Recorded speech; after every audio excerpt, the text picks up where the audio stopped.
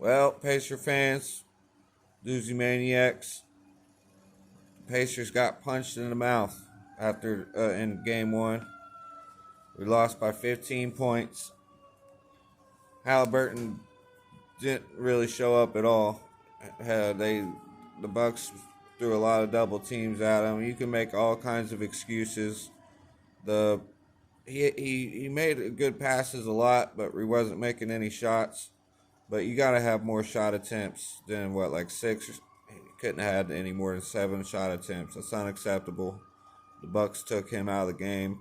Shout out to Pascal Siakam for showing up tonight, dropping a bunch of fucking points. I think 36 or more or something. Miles Turner had an opportunity to score a lot of points and didn't take advantage of it.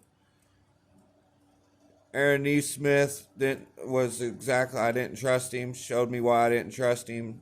Andrew Nembhard showed me why I didn't trust him. Obi Toppin had a decent game. Not great, but it wasn't terrible. T.J. McConnell had a decent game. But yeah, Tyrese Halliburton got shut down. We got punched in the mouth. I loved what I saw from in the third quarter. The Pacers showed grit in the second half, but mainly in the third quarter. But yeah, you didn't hit a three until the second half. Too many turnovers, and I don't want to sound like I'm making excuses, man. Damian Lillard came out and cooked us, man. Had 19 in the first or some shit. Had 35 in the first half. I don't think he scored again, though. I think he finished the game with 35. Shout out for Paul for saying that he dropped 40 and didn't. But does it matter? Does it really matter? It was Dame time. Chris Middleton had a great game. Bobby Portis came out. Patrick Beverly Patrick Beverly acting like he'd been on the Bucks for all his life. But he's been with Doc Rivers a lot. So he had a good game. So I don't want to sound like I'm just like making excuses or anything. I knew the Bucks were being disrespected. They showed that that's why they punched us in the mouth. I mean, we beat their ass in the regular season. We punched them in the mouth. We disrespected them. Then the media started disrespecting them. Everybody started disrespecting the Bucks. I was disrespecting the Bucks a long time ago, but now that we've pumped the brakes. Now that everybody realizes that, oh yeah, the Bucks are choke artists, and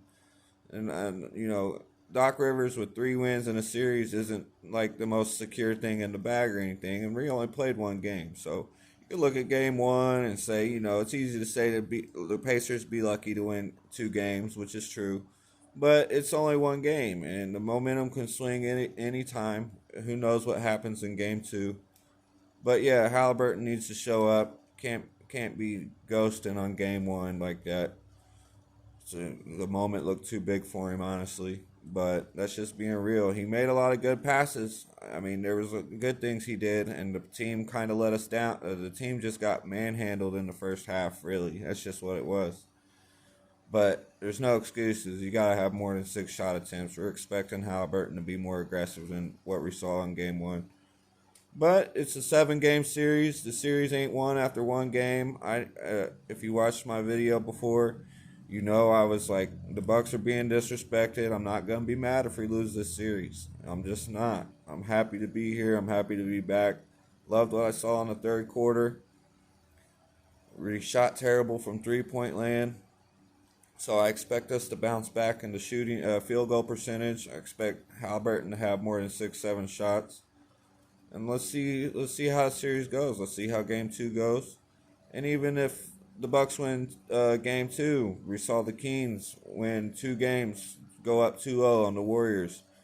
You never know what happens in a 7-game series. Who can get hurt? Who can get suspended? Who can just flat out steal the momentum?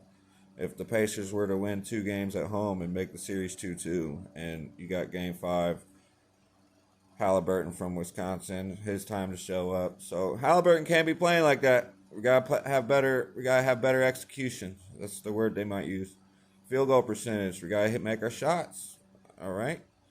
But yeah, I'm upset because it sucks, but I'm not like overly upset to the point where like I'm just talking cash shit. I knew that Ree was being overhyped. Ree ain't done nothing. Bucks are being disrespected, and they showed that. So let's go Pacers. It's not over yet. Let's go.